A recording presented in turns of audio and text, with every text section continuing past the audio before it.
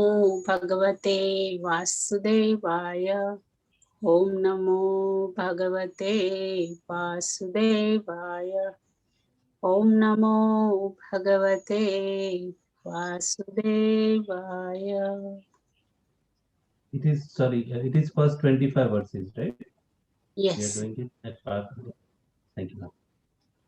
Chapter 18, Conclusion, the perfection of renunciation. Text 1.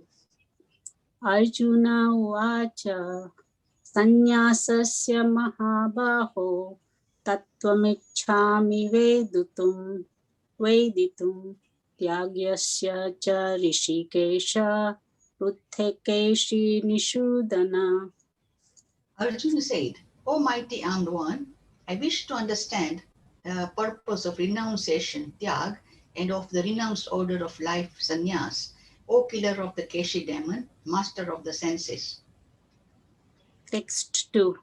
Shri Bhagavan Uvacha Kamyanam Karmanam Nyasam Sannyasam Kavayo Viduhu Sarvakarma Phalatyagam Prahustyagam Vichakshanaha. The Supreme Personality of Godhead said, the giving up of activities that are based on material desire is what great learned men call the renounced order of life, sannyas, and giving up the results of all activities is what the wise call renunciation, tyag. Text 3. Tyajam dosha vadityeke karma prahurmani nishinaha yagnadana tapah karma tyajamati chapare. Some learned men declared that all kinds of fruitive activities should be given up as faulty, yet other sages maintain that acts of sacrifice, charity, and penance should never be abandoned. Text 4. Nishchayam shunu me tatra tyage bharata sattama tyago hi purusha vyagra trividaha sampakirtitiha. O best of the Bharatas, now hear my judgment about renunciation. O tiger among men, renunciation is declared in the scriptures to be of three kinds. Text 5. Yagna dana tapa karman tyajam karyameva yatat yagno danam tapascheva pavanani manishinam. Acts of sacrifice, charity, and penance are not to be given up. They must be performed. Indeed, sacrifice, charity, and penance purify even the great souls. Text 6. Itanyapi tu karmani sangam tyaktva phalani cha kartavyaniti me partha nishchitam matumuttamam. All these activities should be performed without attachment or any expectation of result. They should be performed as a matter of duty. O son of Prutha, that is my final opinion. 7. Tasya sanya karmano papadde ityagas tamasaha parikirtitaha. Prescribed duties should never be renounced. If one gives up his prescribed duties because of illusion, such renunciation is said to be in the mode of ignorance. Text 8. Dukha eva yat karma kayati sakrutva rajasam tyagam naiva tyaga phalam labhet. Anyone who gives up prescribed duties as troublesome or out of fear of bodily discomfort is said to have renounced in the mode of patience. Such action never leads to the elevation of renunciation. Text 9. Karyamityeva yat karma niyatam kriyate na sangam tyaktva phalam cheva satyagah satviko mataha. O Arjuna, When one performs this prescribed duty only because it ought to be done and renounces all material association and all attachment to the fruit, his renunciation is said to be in the mode of goodness. Text 10. Nadveshta kushalam karma kushalena yagi sattva samavishto meghavi chinna sanshayah. The intelligent renouncer, situated in the mode of goodness, neither hateful of inauspicious work nor attached to auspicious work, has no doubts about work. 11. Nahi deha bruta shakyam tyaktyum karmanya sheshatah yastu karma phala tyagi satyagitya vidhiyate. It is indeed impossible for an embodied being to give up all activities, but he who renounces the fruits of action is called one who has truly renounced. Text 12. Anishtam ishtam mishram cha trividham karmana phalam avatyagina pretyana tu sanyasinam kvachita. For one who is not renounced, the threefold fruits of action, desirable, undesirable, and mixed, accrue after death. But those who are in the renounced order of life have no such results to suffer or enjoy. Text 13. Pachaitani mahabaho karanani nibodhame sankhya kante proktani siddhaye sarvakarmanam. O mighty armed Arjun, according to the Vedant, there are 5 causes for the accomplishment of all action. Now learn of this from me. Text 14. Adhishtanam tatha karta karanam pruthakvitam vividascha pruthaka cheshta devam chaivatra panchamam. The place of action, the body, the performer, the various senses, the many different kinds of endeavor, and ultimately the supersoul, these are the 5 factors of action. Text 15. Sharira vang manobhiryat karma prarabhate narha nyayam va viparitam va panchete tasya hetavaha. Whatever right or wrong action a man performs by body, mind, or speech is caused by these 5 factors. Text 16. Tatrevam sati kartamam atmanam kevalam tuyaha pashyatya krutta buddhitvan shapashyati durmatihi. Therefore, one who thinks himself the only doer, not considering the 5 factors, is certainly not very intelligent and cannot see things as they are. Text 17. Yasya naham kruto bhavo buddhiryasya na lipyate hatvapi sam imalum loknan hanti na nibadhyate. One who is not motivated by false ego, whose intelligence is not entangled, though he kills men in this world, does not kill, nor is he bound by his actions. Text 18. Nanam gneyam parignata trividha karma chaudana karanam karma karteti trividha karma sangraha. Knowledge, the object of knowledge, and the knower are 3 factors that motivate action. The senses, the work, and the doer are the 3 constituents of action. Text 19.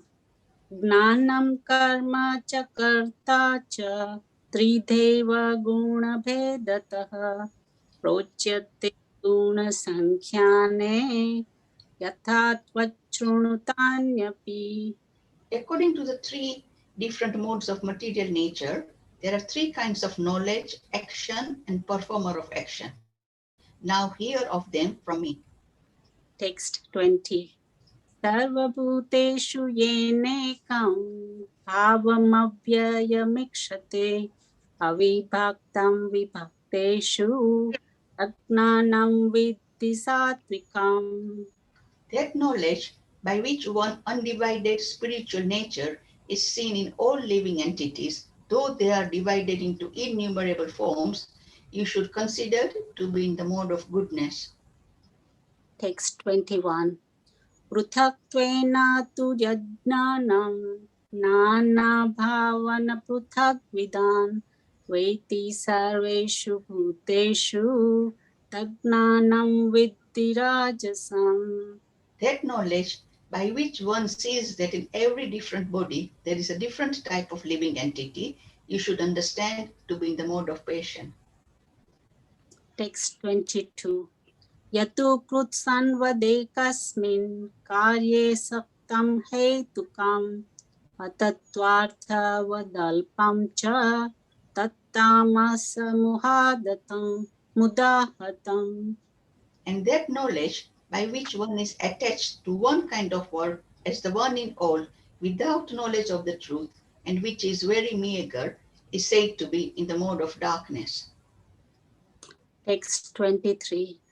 Niyatam sangarahitam ragadveshataha kritam afala prepsuna karma yattat satvi karma utkam muchyate. That action which is regulated and which is performed without attachment, without love or hatred, and without desire for fruitive results is said to be in the mode of goodness. Text 24. Yatu kamepsuna karma saham karena va punaha viyate bahulayatam tatrajas muddahatam. But action performed with great effort by one seeking to gratify his senses and enacted from a sense of false ego is called action in mode of patience. Text 25. Anubandham shayam hinsam anapekshaya cha paurusham modaharabhyate karma yattatam samuchyate. That action performed in illusion, in disregard of scriptural injunctions, and without concern for future bondage or for violence or distress caused to others, is said to be in the mode of ignorance. Hare Krishna. Hare thank you. Thank you. Hare Krishna. Thank you very much, Mataji. Thank you for nice recitation. Now we have Manu Prabhu, who is going to describe the verse 18.7 and summarize the verse. Manu Prabhu. Shall I read the... You want to share your screen? I'll stop sharing my screen. So, okay.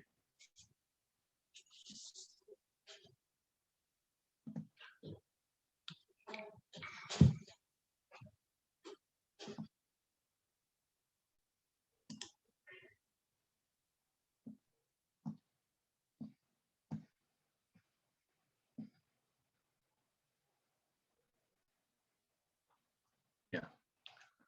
So before I start, I'll just do some prayers. And I pay my obeisances to all the senior Vaishnavas assembled here. And I pay my obeisances to all the Vaishnavas assembled here. Amritanand Prabhu, can you please confirm I'm audible? yes, Prabhu. Okay. And this screen is also okay. Okay. It shares okay. Thank you. Om Agyanam Timrandasya Gyananjana Shalakaya Chakshurun Militam Yena Tasmai Shri Gurve Namaha Shri Chaitanya Manobhishtam Sthapitam Yena Bhutale Swayam Rupa Kadamayam Dadati Swapadantikam Vandeham Shri Guru Shri Uta Padakamalam Shri Gurum Vaishnavamscha Shri Rupam Sagrajatam Sahagana Raghunathanvitam Tam Sajivam Sadvaitam Savadhutam Parijana Sahitam Krishna Chaitanya Devam Shri Radha Krishna Padam Sahagana Lalita Shri Vishakhanvitamscha. He Krishna Karuna Sindhu Deenabandhu Jagatpate Gopesha Gopika Kanta Radha Kanta Namostute Tapta Kanchana Gaurangi Shri Radhe Vrindavaneshwari Vrishabhanu Sute Devi Pranamami Hari Priye Vancha Kalpatarubhyascha Kripa Sindhu Bhaevcha Patitanam Pavnebhyo Vaishnavebhyo Namo Namaha.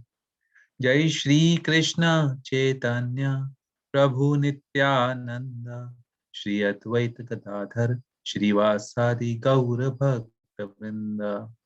Hare Krishna Krishna Krishna Hare Hare Hare Rama Rama Rama Hare Hare. Srimad Bhagavad Gita ki jai, Shri Prabhupada ki jai. So we are reading from Srimad Bhagavad Gita, chapter 18, 7th verse. By this time, the dialogue between Krishna and Arjun is almost at conclusion when they have reached to chapter 18th. As much as chapter 2 is a kind of synopsis of Bhagavad Gita, chapter 18th is the summary of Bhagavad Gita.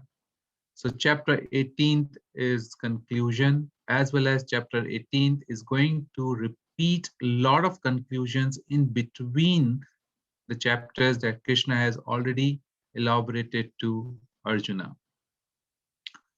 Now, the discussion that was happening between Krishna and Arjuna is about what is the difference between the renunciation, which is the a definition that Krishna Arjuna is seeking, and tyaga.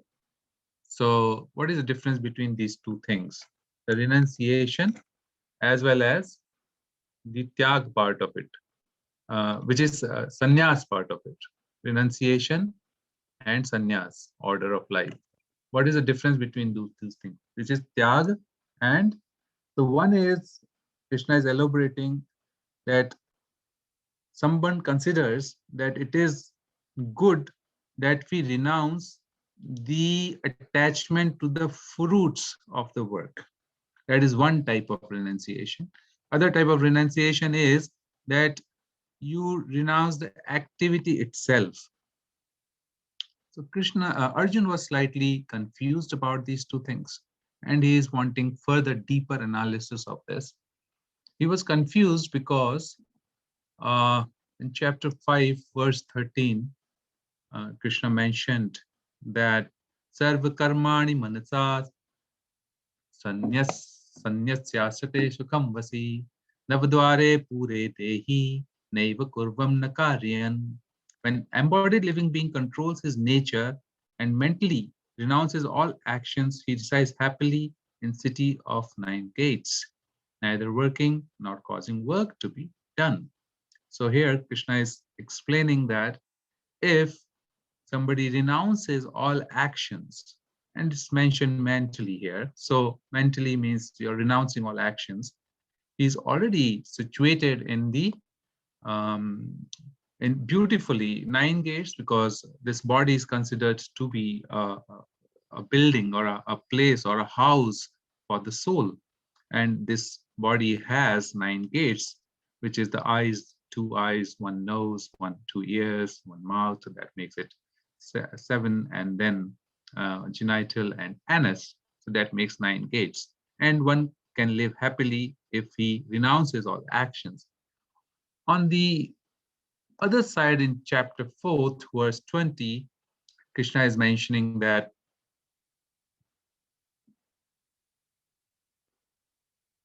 Tyakta karma phala sangham nityatripto nirashriyah karmani abhipravarto api na eva kinchit karoti sa abandoning all attachment to the result of his activities, ever satisfied and independent, he performs fruitive action, although engaged in all kinds of undertakings. So here, Krishna is describing about abandoning attachments to the result of the activities. So these are same things, abandoning the result of activities, or they are different things. What is it? What is the higher thing? So then, of course, we have been reading this chapter for some time, and we understand from Krishna himself, where he says that one who renounces, who does, there are prescribed duties to be done, and these prescribed duties uh, are austerities, tapa, austerities. Then you have dana, you have to give charity. So there's charity, there's austerity, and there's penance. Sacrifice, charity, and penance has to be performed. Now these have not to be given up. So the point Krishna is making, that whether you like or not, you will still be doing some actions. So therefore, you will never be able to give up your complete activities. Let's say if somebody gives up the activity of the bodies, but can he give up the activity of mind? Because mind will still be thinking. Can he give up the activities of the organs? Because heart will still be pumping the blood, and body will still be wanting to eat and wanting to sleep or digest food. So to what extent can give one's activities? So it is absolutely not possible to give up your activities in its entirety. And the moment you act, you will accrue karma. This is what is explained. And basis that karma, you will get your result. So Krishna is giving a very clever way. He's saying that, no, these 4 types of activities has to be performed. And then in what mood these activities have to be performed? These activities have to be performed in the mood that we are not attached to the results of these activities. Now that's where comes the idea of tyag. So tyag and renunciation will happen at the time when we do not renounce the activities themselves for what they are, which means the activities which are prescribed duties, but then we renounce the full of that activity. Now, what are the prescribed duties? What is it that is prescribed duty? We'll dwell into that. So in this particular verse, you can see Krishna is further explaining, Swabhavajena Kaunteya Nibaddhasvena Karmana Kartum Nekshasi Yan Mohat Pariyasya Avasopitat. He's saying that under illusion, you are now declining to act according to my direction, but compelled by the work born by your own nature, you will act all the same, O son of Kunti. So Krishna is saying that whether you like it or not, you will act as per your nature that you have acquired, and that you will do under illusion, which is mode of ignorance. You will be you will get succumbed to your own nature if you do not want to work under my direction. So this is the whole premise. Arjuna is saying that, Krishna, I cannot fight because these are my own relatives. And Krishna is saying that you are under illusion. You must fight. Now, fighting involves killing of own people. There's under no material circumstances one can say that it is a good activity. One can say it is a dharmic activity, or one can say it's a prescribed activity which will give fruits which are very conducive for spiritual life. But Krishna has turned the entire argument and saying that if you do not kill, or if you do not act as per your prescribed duty as Kshatriya, you will have to suffer. You will be sent to the hellish planets because you're not performing your prescribed duty. So in this premise, that's where this entire verse is coming to life, as how much relevant this verse was to Arjuna. Prescribed duty means we understand we have Chaturvarnam, Maya Shrishtam, Guna Karma, Vibhagasha. Krishna is saying that I have made 4 varnas and 4 ashrams. And there are prescribed duties within these 4 varnas and 4 ashrams. What are these 4 varnas? We can see we have varnas of we have 4 varnas of Kshatriya, Brahman, Kshatriya, Vaishya, and Shudra. Now, Brahman is the head of the society. Kshatriyas are the arms of the society. Vaishyas are sort of belly of the society, and Shudras are the leg of the society, serving the rest of the Varna ashram. Now, this system is very scientific. Brahmins, they are guiding the society under the scriptural injunctions. If Brahmins do not guide the society under spiritual injunctions, the Kshatriyas, they will become unruly. They will do whatever they want to because they are very powerful. Whereas the Shudras and Vaishyas, they will also not behave under the law of or governance of God. So in olden days, we can see how the system was working very well. And the Brahmin class was not required or was not, and the system was such that they could focus on studies of Shastra, and basis that they could guide the society. Other 3 categories, specifically Vaishya community, they will take care of the Brahmin community by performing the charity, whereas Brahmin community is performing yagna, tapasyas, and this way the community was talking to each other and making sure that these 4 varnas were working with each other to be able to give a perfect environment for everybody to progress in spiritual life and gradually achieve the love of Godhead or going back to Godhead. Whereas in modern day, we can see that there is no support structure for Brahmanas, and therefore the religion system has declined, and 99% Kalau Sudra Sambhavaha, 99% of the population of this world is Shudra now.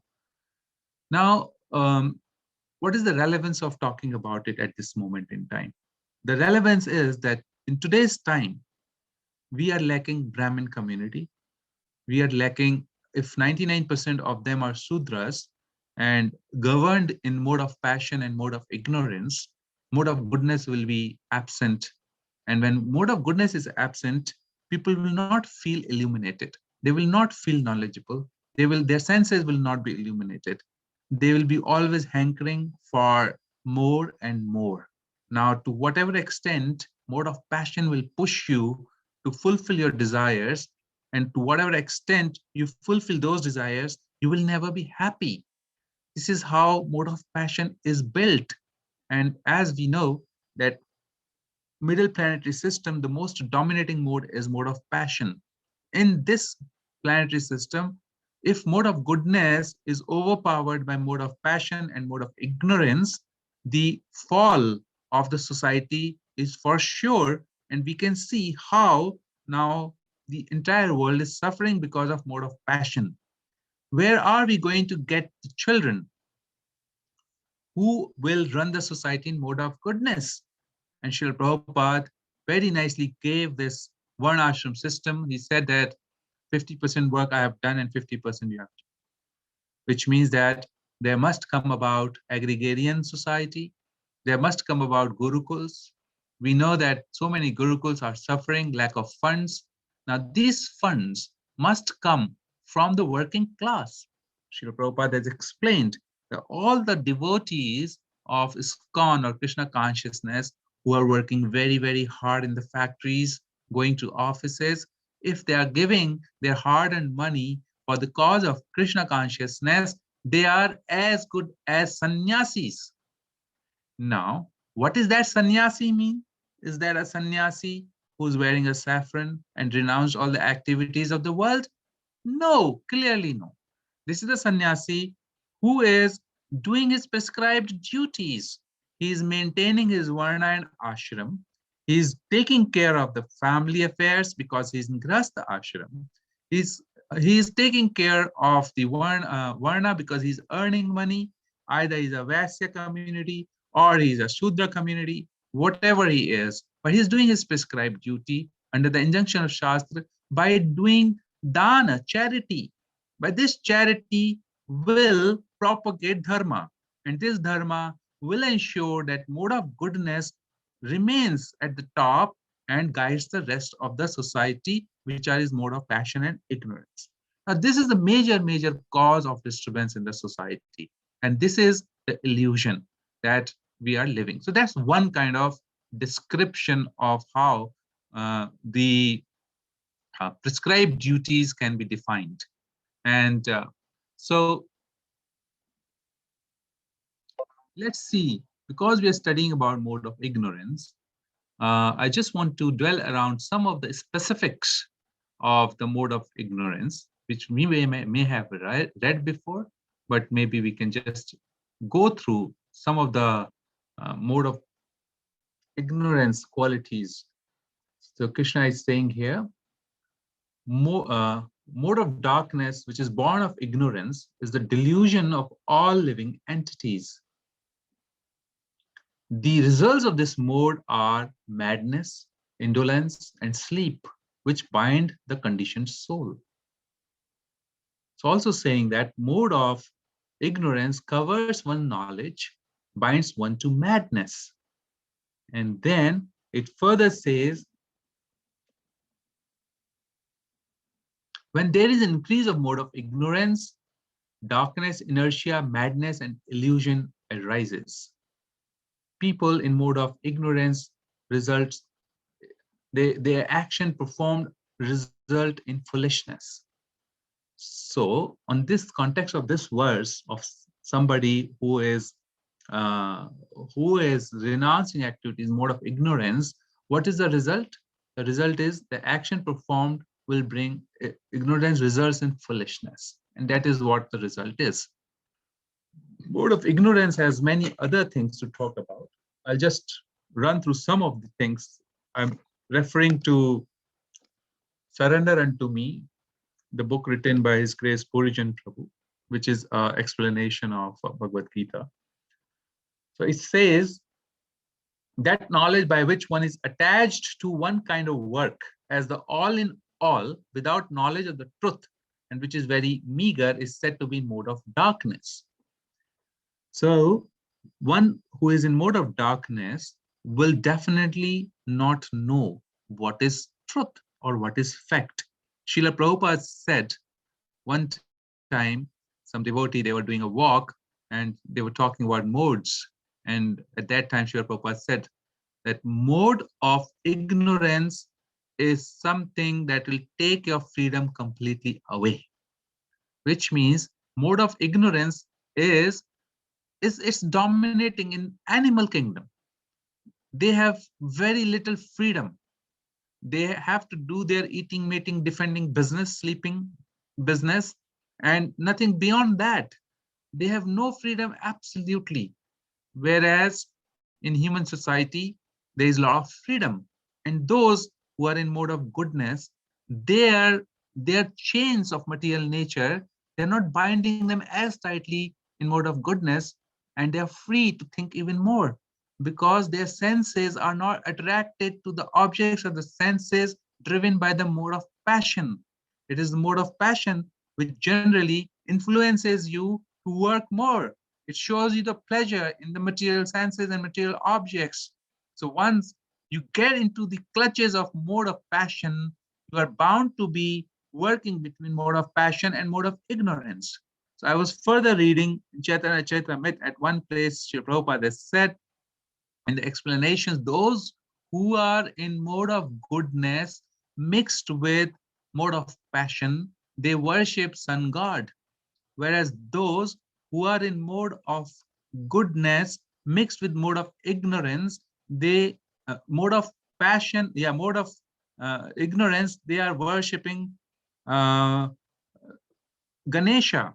Those who are in mode of passion mixed with mode of ignorance, they are worshipping Durga Devi, and those who are in mode of ignorance, they are worshipping the predominating deity of mode of ignorance, which is Lord Shiva. So we can figure out why and how and who is doing what basis on what modes.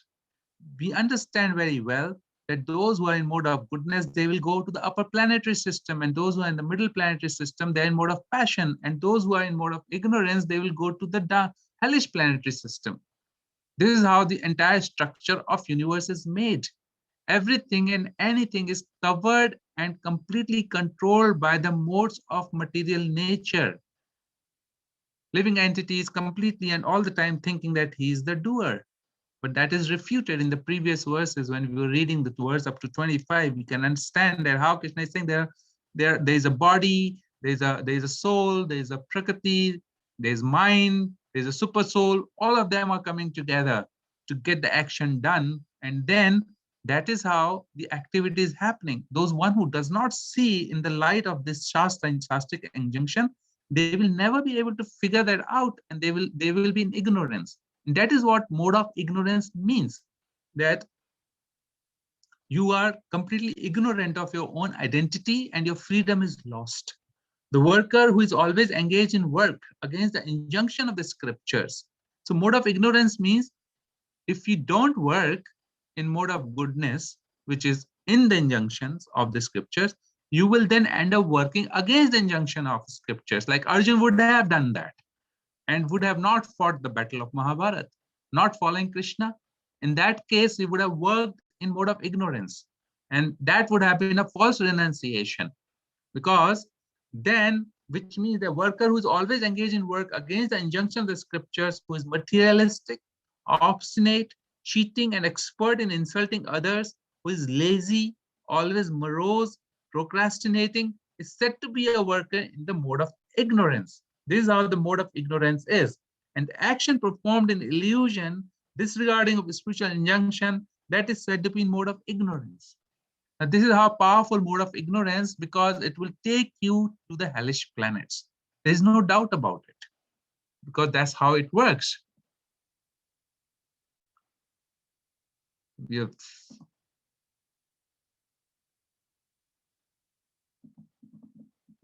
So Krishna is saying that renunciation means that we do not give up on things like sacrifice, yagnadana tapah karma, natyajam karyam eva tat. Natyajam, we don't want to give up this, which these karyam, yagna, dan, tapah, karma. This has to be done. Now for Kali Yuga, what is the yagna that we have to do? We all know, since we are in this movement, that the chanting of the holy names of the Lord is the biggest yagna. This is the yagna we have to do. Whether we are situated in whatever ashram or varna, we have to do this, because this is the activity we cannot give up.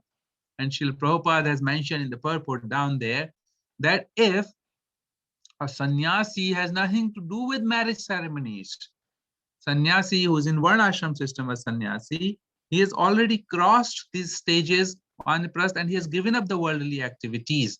But seemingly a worldly activity, a Krishna conscious marriage or vivaha samskar, has sannyasi something to do? He's saying, yes, this is an activity that I have to perform, because he got married so many of his disciples. Yagna, that is also considered yagna. So all the kind of these yagnas has to be performed. Dana, we have to do dana. Dan means what? We have to distribute prasadam. Now, wherever there is yagna, there is a dana. They go hand in hand. We have to perform. So whatever we are earning, of that, whatever we can afford, there are injunction of what, etc.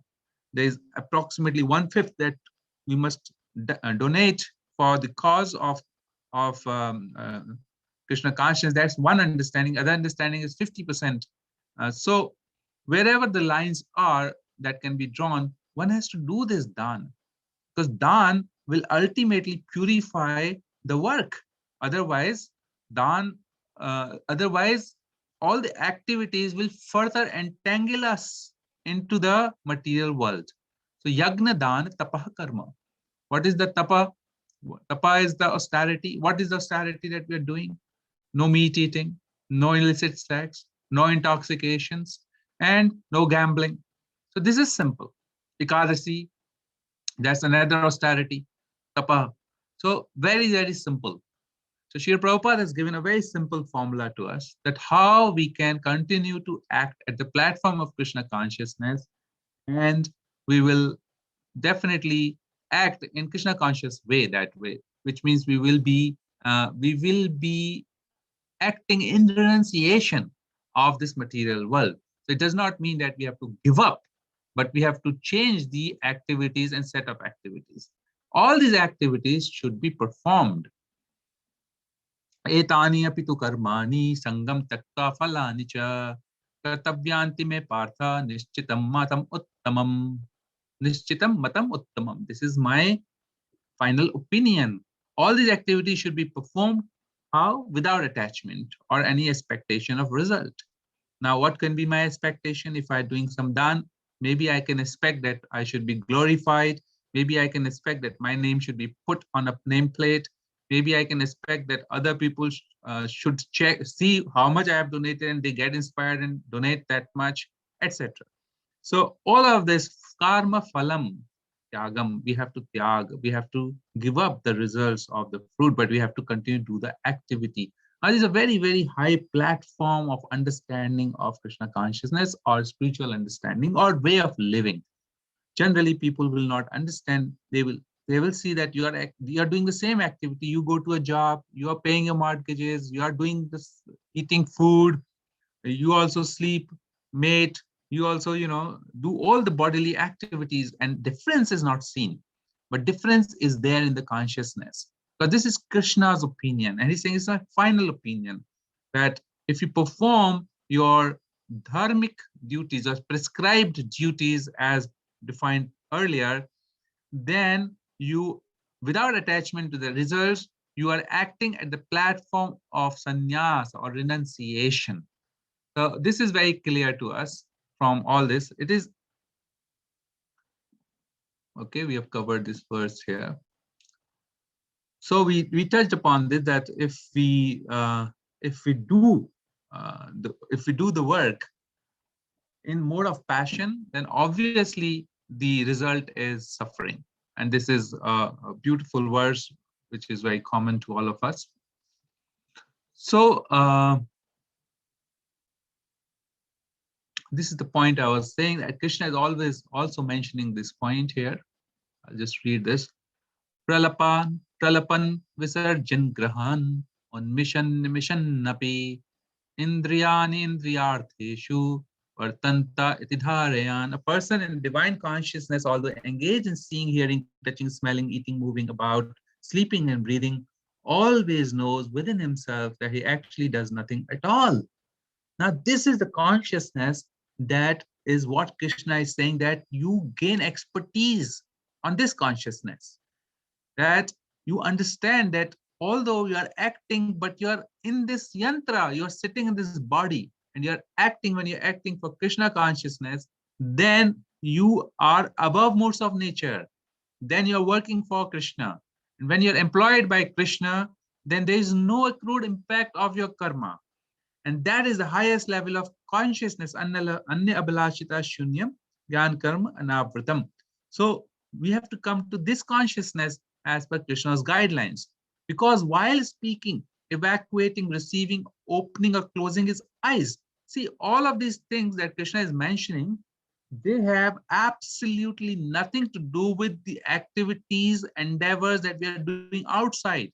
They are mostly endeavors of this particular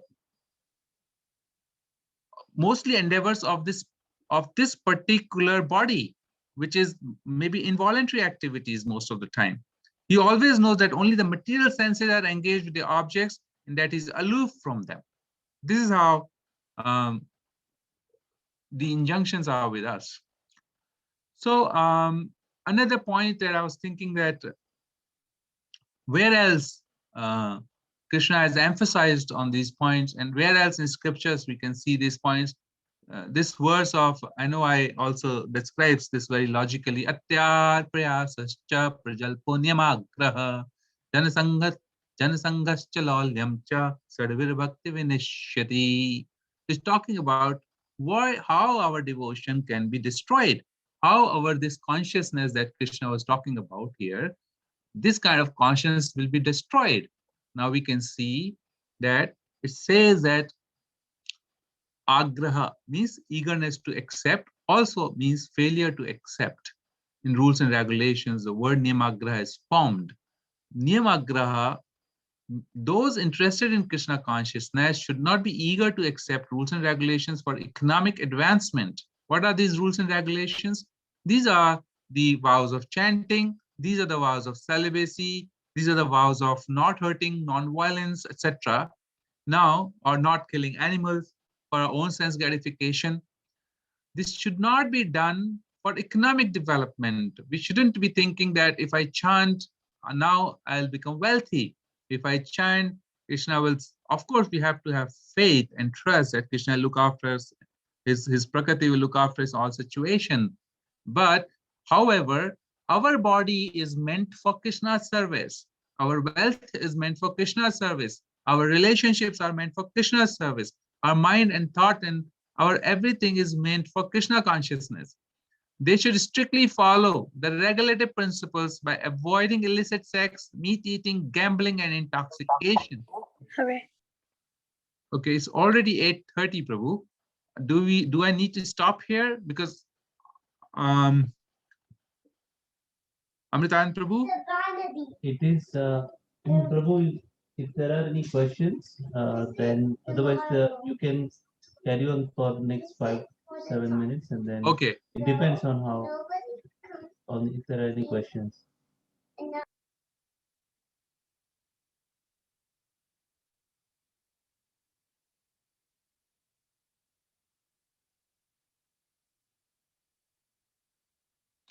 Okay.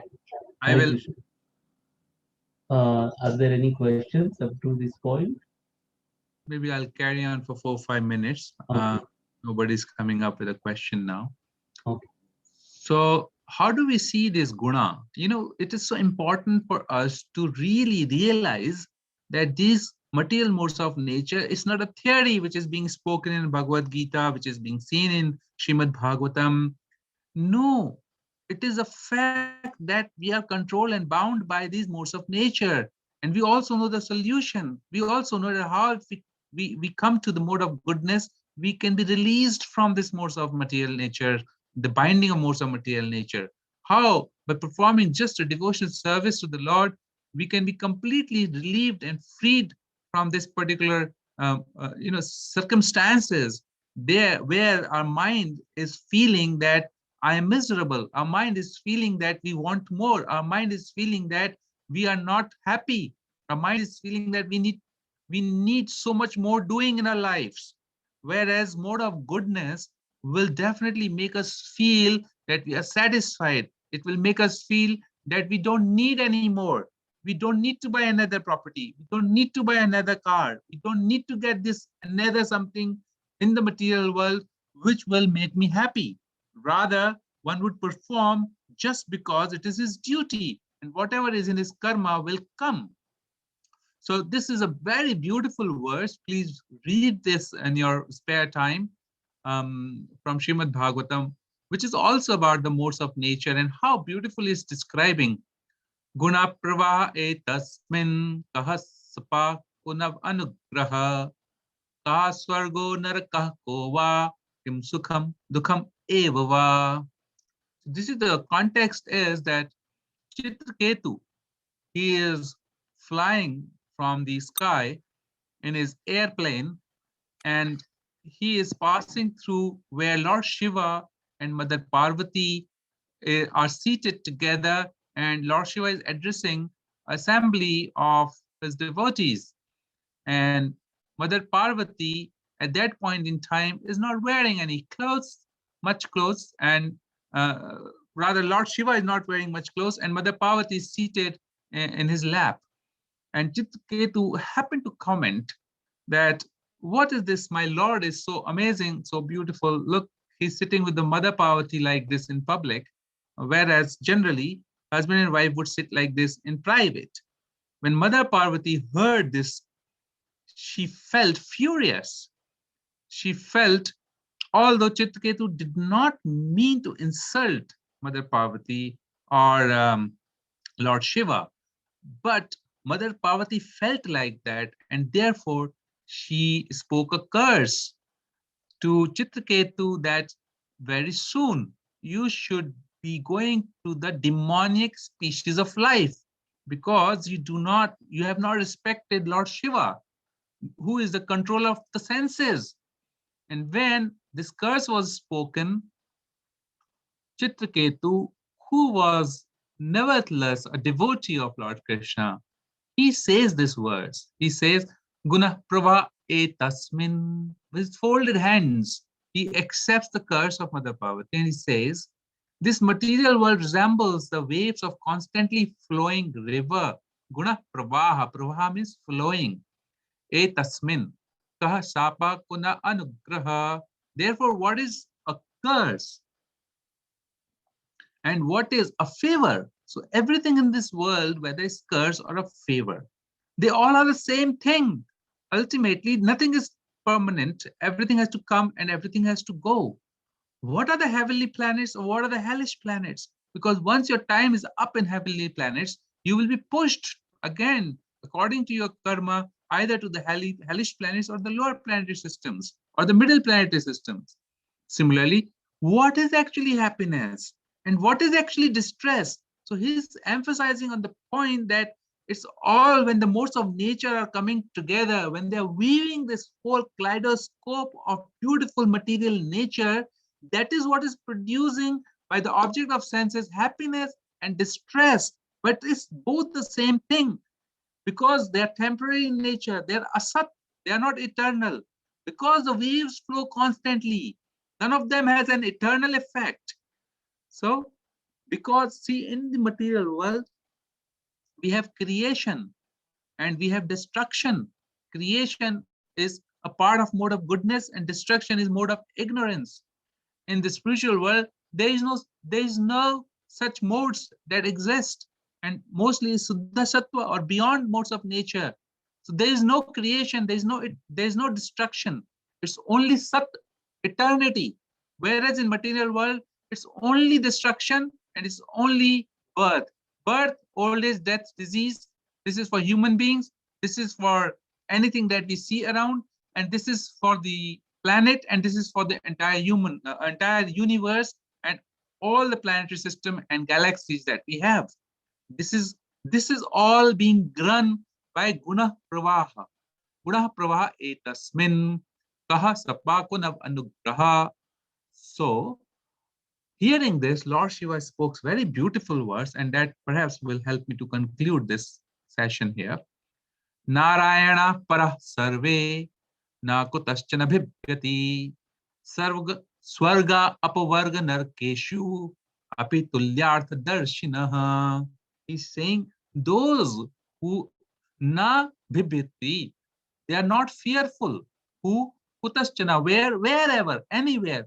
What are these wherever places? Swarga apavarga narkeshu means they're not afraid of anything in the higher planetary system, which is Swarga, Apavarga, even in liberation with the Lord and in the hell. So why are they not fearful? Because they apitulyartha darshina. They are only interested because they're only interested in the service of the Lord. Why? Narayana Parha Sarve, because they are devotee of the Lord. That's the only business they know. And when they know, this is the mood point of this verse that we are studying in Bhagavad Gita today, that if we come to this consciousness, Narayana Para Sarve, in every situation, we just want to serve Krishna, then we will not be fearful. These material modes of nature will not be able to create an illusion of Swarga, Apavarga, Narka, so that we will be always engaged in the service of the Lord. You know this verse, Mam Chayo Abhya Vicharena Bhakti Yogena Sevaya Sagunana Samtitaitana Dhammukviyaya Kalpate, saying one who engages in full devotional service in all circumstances at once transcends the modes of material nature and thus comes to the level of Brahman. Some devotee asked Srila Prabhupada that how will this all work? What do you mean? You will instantly get Krishna, our good fortune will come? Prabhupada said, yes, Let's say if I give you $10,000 right now, you will become rich instantly, isn't it? So that's how, if you perform devotional service to Krishna, you will become rich instantly without any delay. And that's how performing all endeavors for Krishna. This is from Nectar of Devotion. In Narad Pancharatra statement of how we can act in all spheres of life for satisfaction of the Lord. And this is what exactly Krishna is saying in this verse, that those who perform renunciation, those who do not perform renunciation like this is in mode of ignorance, but opposite of that is that we have to perform devotional service. It is stated that a person who's actually in devotional service must be engaged in all kind of activities. Mind you, that all kind of activities, those prescribed in the revealed scripture and also those that are accepted for livelihood. In other words, not only should a devotee engage himself in the duties of devotional service, but he should also perform the duties of his practical life in Krishna consciousness. For example, devotee who has a great establishment or factory may offer the fruits of such material possessions for the service of Lord.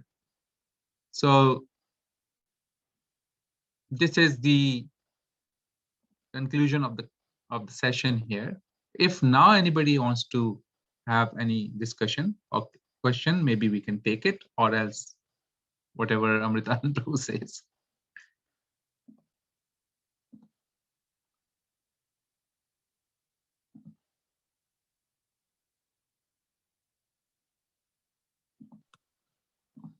I think it was so clear, Prabhuji, what you had to say. I don't think we're all so full of the nectar you've delivered today. Thank you. Hare Krishna. No questions. Hare Krishna.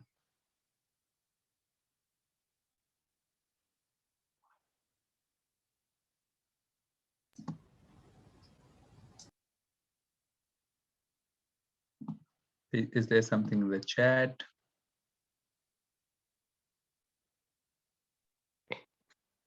Hare Krishna, Prabhuji. Yes, Can I ask you one question for my own understanding? As you explained that whenever we do any karma, not only karma, but devotional service, and in a desire that, okay, if we'll do this, there's any financial benefit to me, and that is in a mode of passion. Mm-hmm. But if we are doing devotional service, like I'm a very beginner, so I just want to understand, like if I do devotional service and I think, okay, if I do make some prasadam for Krishna or do chanting, it will make me progress in my devotional service. So like thinking at the end of myself that it will make me progress in my devotional service or take me closer to Krishna, will that still be in the mode of passion? So Mataji, very nice comment and question. The devotional service is also divided into 3 modes: mode of goodness, mode of passion, and mode of ignorance. Now, devotional service to Krishna is obviously mostly in mode of goodness. But when we have hidden desires for our sense gratification and desires other than the pleasing of Krishna, which is considered as only desire to please Krishna, that's considered as pure devotional service. That is not the case. The second level is karma mishrit bhakti, which means that, which is pure devotional service, means I'm nishkam karma yogi, which means I have no desire to the results. I am only there to perform my service, my work for pleasing Krishna. But if that is not the case, which means I still have a desire to please myself along with pleasing Krishna, in that case, I am a karma mishrit bhakt. Most of our demigods, Indra, Chandra, Surya, they are all falling in the categories of karma mishrit. You see, pure devotee who has no other desire but to serve Krishna is considered to be higher than the demigods sitting in the upper planetary system, controlling the entire planet through their powers because they are karma mishrita bhakti. To come to the platform of pure devotional service, we are dependent upon the mercy of the devotees. So your feeling of serving the Lord is very, very good. Your feeling of progressing in spiritual life is very, very good. It is definitely not mode of passion, because progressing in spiritual life means what? If the understanding is progressing in spiritual life means that now I will become more selfless and I will be able to serve Krishna more, then that is good, because that will help us progress in the spiritual path. Mind you, this cannot but happen on our own. For this, when we perform devotional services, Krishna is pleased by the endeavors. Devotees are pleased by the endeavors. Not that our endeavor is going to give us progress, but the pleasing of the devotees. Please take a note of this. Pleasing of the devotees, that will make our advancement, not the endeavor itself. Nevertheless, we have to do endeavor, because by doing that, or by doing so, we can please devotees.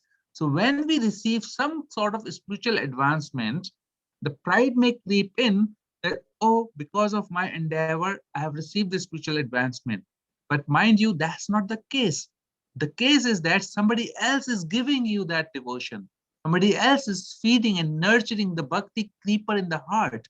And by that nurture, we are growing. Therefore, we have to be very conscious. We have to be very grateful to the devotees that by their mercy we are progressing and not by my own endeavor. And that way, then we are protected. Then this is not mode of passion. Then we are completely depending on the mercy, and we develop a feeling, what we call as humility in our heart. And when we have humility, we'll be able to chant more and then progress more. And that's how the cycle will grow. Is that okay, Mataji? Yes, thank you very much, Prabhuji. It clears my inquiry. Yes, thank you. Hare Krishna. Hare Krishna.